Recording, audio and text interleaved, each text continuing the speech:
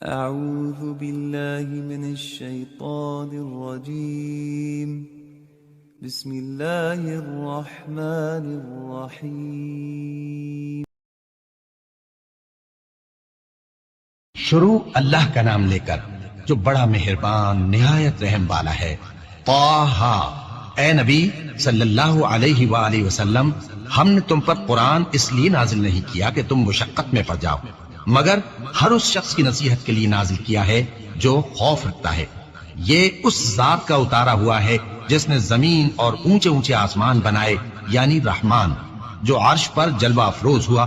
جو کچھ آسمانوں میں ہے اور جو کچھ زمین میں ہے اور جو کچھ ان دونوں کے بیچ میں ہے اور جو کچھ مٹی کے نیچے ہے، سب اسی کا ہے۔ اور اگر تم پکار کر بات کہو تو کیا ہے؟ وہ تو آہستہ کہی ہوئی اور نہایت پوشیدہ بات تک کو جانتا ہے۔ اللہ وہ معبود برحق ہے کہ اس کے سوا کوئی معبود نہیں ہے، اس کے سب نام اچھے ہیں۔ اور کیا تمہیں موسیٰ کے حال کی خبر ملی ہے؟ جب انہوں نے آگ دیکھی تو اپنے گھر والوں سے کہا کہ تم یہاں ٹھہرو، میں نے آگ دیکھی ہے، میں وہاں جاتا ہوں، شاید اس میں سے میں تمہارے پاس انگارہ لاؤں یا آگ کے مقام سے اپنا رستہ معلوم کر سکوں۔ پھر جب وہ وہاں پہنچے تو آواز آئی کہ اے موسیٰ، میں تو تمہارا پروردگار ہوں، تو اپنے جوتے اتار دو، تم یہاں پاک میدان یعنی طوا میں ہو، اور میں نے تم کو منتخب کر لیا ہے، تو جو حکم دیا جائے اسے سنو۔ بے شک میں ہی اللہ ہوں، میرے سوا کوئی معبود نہیں، تو میری عبادت کیا کرو اور میری یاد کے لیے نماز پڑھا کرو۔ قیامت یقیناً آنے والی ہے، میں چاہتا ہوں کہ اس کے وقت کو پوشیدہ رکھوں تاکہ ہر شخص جو کوشش کرے اس کا بدلہ پائے۔ تو جو شخص اس پر ایمان نہیں رکھتا اور اپنی خواہش کے پیچھے چلتا ہے، کہیں تم کو اس کے یقین سے روک نہ دے، تو اس صورت میں تم ہلاک ہو جاؤ۔ اور اے موسیٰ، یہ تمہارے داہنے ہاتھ میں کیا ہے؟ انہوں نے کہا یہ میری لاٹھی ہے، اس پر میں ٹیک لگاتا ہوں اور اس سے اپنی بکریوں کے لیے پتے جھاڑتا ہوں، اور اس میں میرے اور بھی کئی فائدے ہیں۔ فرمایا کہ موسیٰ اسے زمین پر ڈال دو، تو انہوں نے اس کو ڈال دیا اور وہ یکا یک سانپ بن کر دوڑنے لگا۔ فرمایا کہ اسے پکڑ لو اور ڈرنا مت، ہم اس کو ابھی اس کی پہلی حالت پر لوٹا دیں گے، اور اپنا ہاتھ اپنی بغل میں دبا لو کہ وہ کسی عیب و بیماری کے بغیر سفید چمکتا دمکتا نکلے گا۔ یہ دوسری نشانی ہے تاکہ ہم تمہیں اپنے بڑے بڑے نشانات دکھائیں۔ تم فرعون کے پاس جاؤ کہ وہ سرکش ہو رہا ہے۔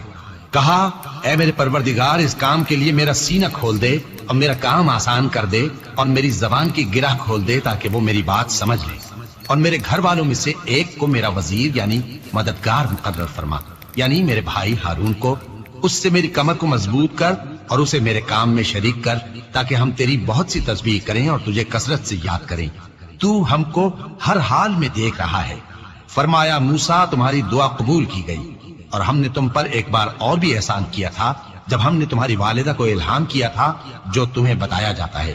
وہ یہ تھا کہ اسے یعنی موسیٰ کو صندوق میں رکھو، پھر اس صندوق کو دریا میں ڈال دو تو دریا اس کو کنارے پر ڈال دے گا، اور میرا اور اس کا دشمن اسے اٹھا لے گا۔ اور موسیٰ، میں نے تم پر اپنی طرف سے محبت ڈال دی، اور اس لیے کہ تم میرے سامنے پرورش پاؤ۔ جب تمہاری بہن وہاں فرعون کے ہاں گئی اور کہنے لگی کہ میں تمہیں اس کا پتہ دوں جو اس کو پالے پوسے، تو اس طریق سے ہم نے تم کو تمہاری ماں کے پاس پہنچا دیا تاکہ ان کی آنکھیں ٹھنڈی ہوں اور وہ رنج نہ کریں۔ اور تم نے ایک شخص کو مار ڈالا تھا تو ہم نے تم کو غم سے نجات دی، اور ہم نے تمہاری کئی بار آزمائش کی، پھر تم کئی سال اہل مدین میں ٹھہرے رہے۔ پھر اے موسیٰ، تم ایک اندازے پر آ پہنچے اور میں نے تم کو اپنے کام کے لیے بنایا ہے، تو تم اور تمہارا بھائی دونوں ہماری نشانیاں لے کر جاؤ اور میری یاد میں سستی نہ کرنا۔ دونوں فرعون کے پاس جاؤ کہ وہ سرکش ہو رہا ہے، اور اس سے نرمی سے بات کرنا، شاید وہ غور کرے یا ڈر جائے۔ دونوں کہنے لگے کہ اے ہمارے پروردگار، ہمیں خوف ہے کہ وہ ہم پر زیادتی کرنے لگے یا زیادہ سرکش ہو جائے۔ اللہ نے فرمایا کہ ڈرو مت، میں تمہارے ساتھ ہوں کہ سنتا اور دیکھتا ہوں۔ اچھا تو اس کے پاس جاؤ اور کہو کہ ہم آپ کے پروردگار کے بھیجے ہوئے ہیں، تو بنی اسرائیل کو ہمارے ساتھ جانے کی اجازت دیجیے اور انہیں عذاب نہ کیجیے۔ ہم آپ کے پاس آپ کے پروردگار کی طرف سے نشانی لے کر آئے ہیں، اور جو ہدایت کی بات مانے اس کو سلامتی ہو۔ ہماری طرف یہ وحی آئی ہے کہ جو جھٹلائے اور منہ پھیرے اس کے لیے عذاب تیار ہے۔ غرض موسیٰ اور ہارون فرعون کے پاس گئے۔ اس نے کہا کہ موسیٰ، تمہارا پروردگار کون ہے؟ کہا کہ ہمارا پروردگار وہ ہے جس نے ہر چیز کو اس کی شکل و صورت بخشی، پھر راہ دکھائی۔ کہا تو پہلی قوموں کا کیا حال ہوا؟ فرمایا کہ ان کا علم میرے پروردگار کو ہے جو کتاب میں لکھا ہوا ہے۔ میرا پروردگار نہ چوکتا ہے نہ بھولتا ہے۔ وہ وہی تو ہے جس نے تم لوگوں کے لیے زمین کو فرش بنایا اور اس میں تمہارے لیے رستے بنا دیے اور آسمان سے پانی برسایا، پھر اس سے مختلف نباتات پیدا کی کہ خود بھی کھاؤ اور اپنے مویشیوں کو بھی چراؤ۔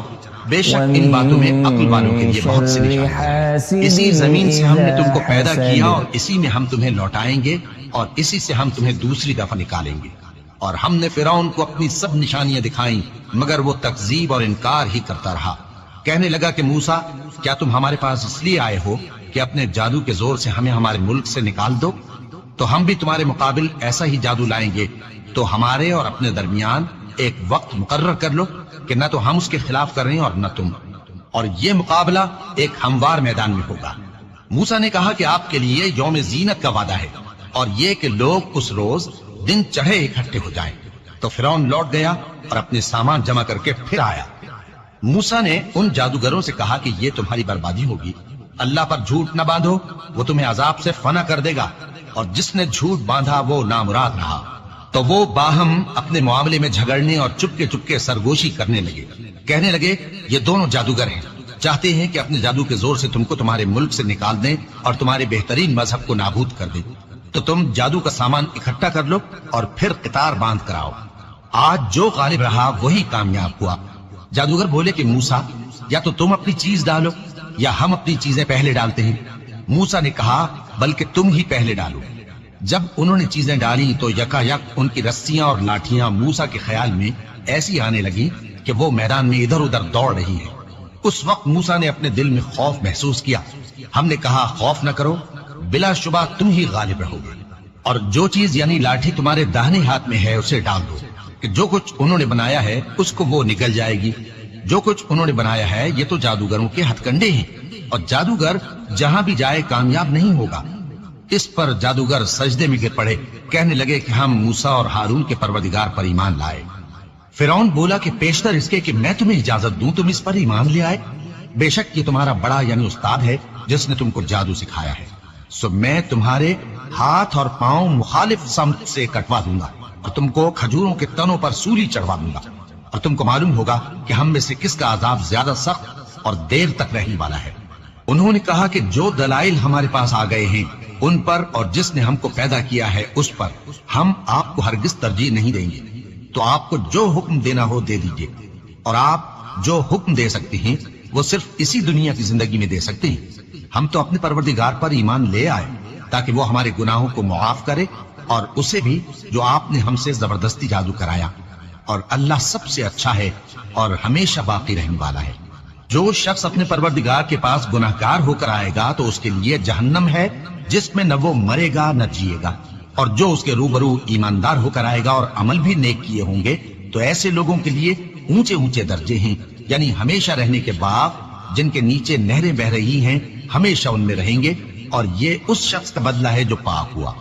اور ہم نے موسیٰ کی طرف وہی بھیجی کہ ہمارے بندوں کو راتوں رات نکال لے جاؤ، پھر ان کے لیے سمندر میں لاٹھی مار کر خشک رستہ بنا دو، پھر تم کو نہ فرعون کے آ پکڑنے کا خوف ہوگا اور نہ غرق ہونے کا ڈر۔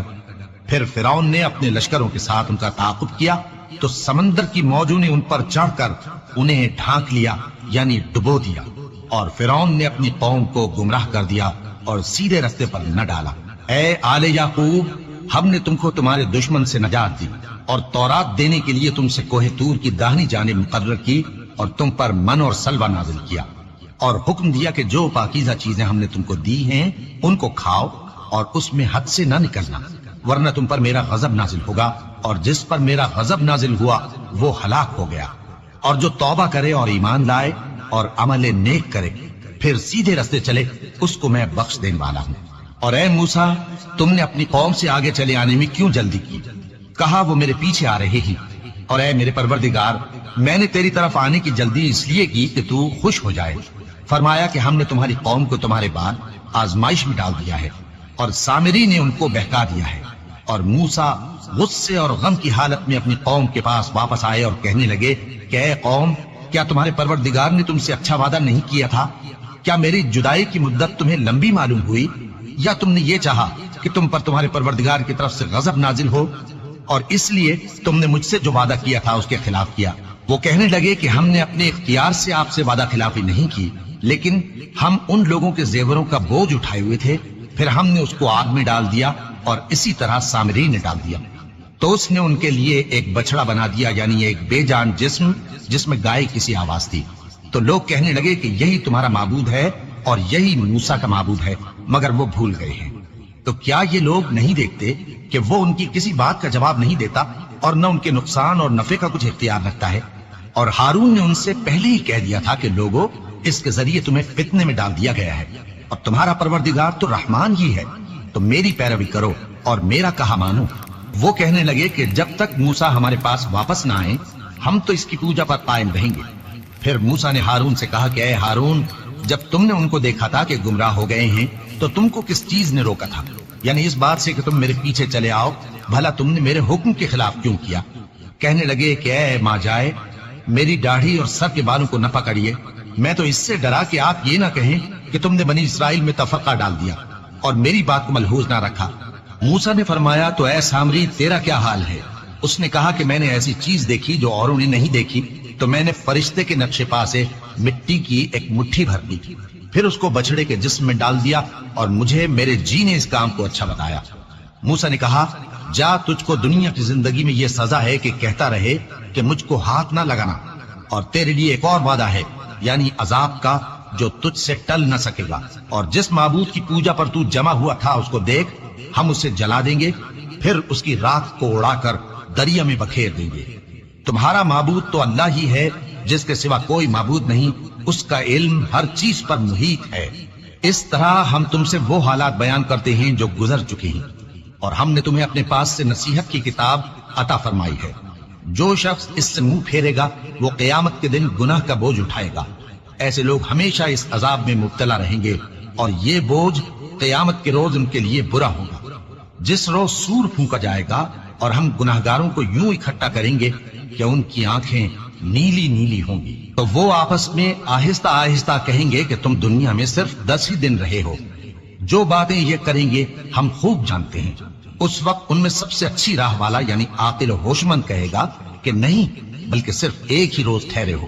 اور اے نبی صلی اللہ علیہ وآلہ وسلم، لوگ تم سے پہاڑوں کے بارے میں دریافت کرتے ہیں، کہہ دو کہ میرا رب ان کو راکھ بنا کر بکھیر دے گا، پھر زمین کو ہموار میدان کر چھوڑے گا جس میں تم کوئی نشیب و فراز نہ دیکھو گے۔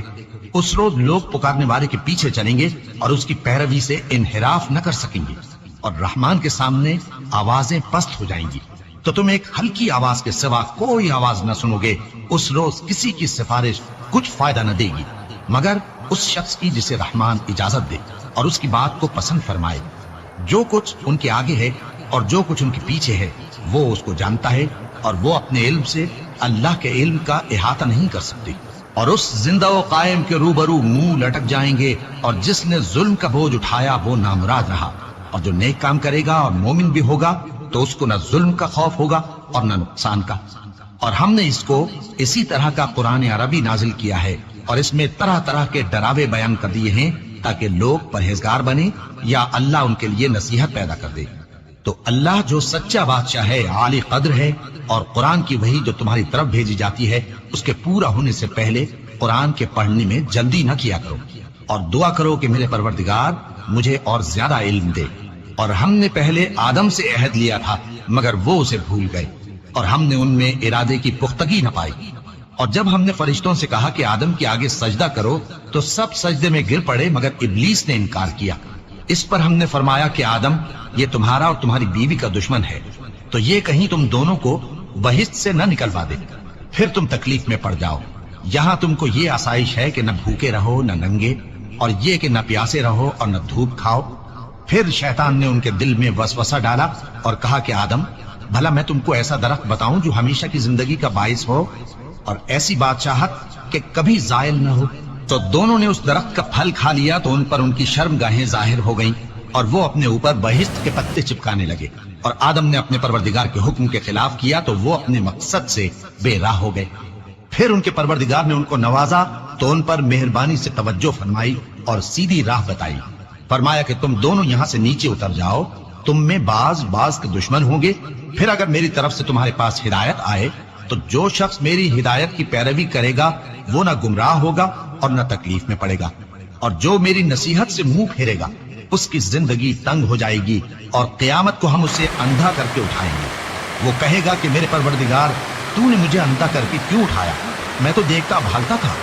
اللہ فرمائے گا کہ ایسا ہی چاہیے تھا، تیرے پاس ہماری آیتیں آئیں تو تو نے ان کو بھلا دیا، اسی طرح آج ہم تجھ کو بھلا دیں گے۔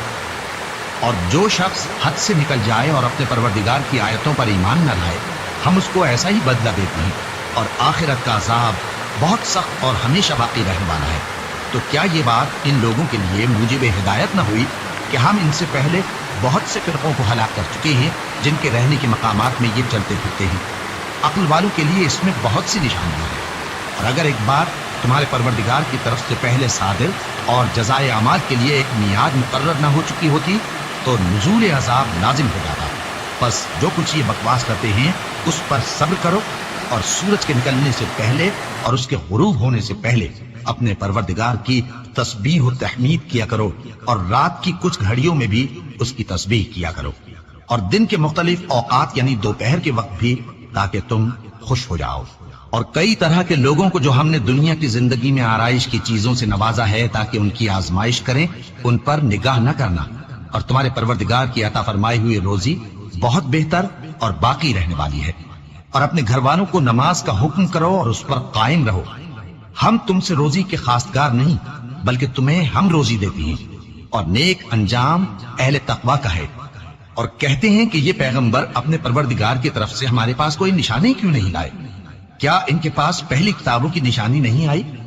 اور اگر ہم ان کو پیغمبر کے بھیجنے سے بیشتر کسی عذاب سے ہلاک کر دیتے تو یہ کہتے کہ اے ہمارے پروردگار، تو نے ہماری طرف کوئی پیغمبر کیوں نہ بھیجا کہ ہم ذلیل اور رسوا ہونے سے پہلے تیرے احکام کی پیروی کرتے؟ کہہ دو کہ سب نتائج اعمال کے منتظر ہیں، سو تم بھی منتظر رہو، ان قریب تم کو معلوم ہو جائے گا کہ دین کے سیدھے رستے پر چلنے والے کون ہیں اور جنت کی طرف راہ پانے والے کون ہیں، ہم یا تم۔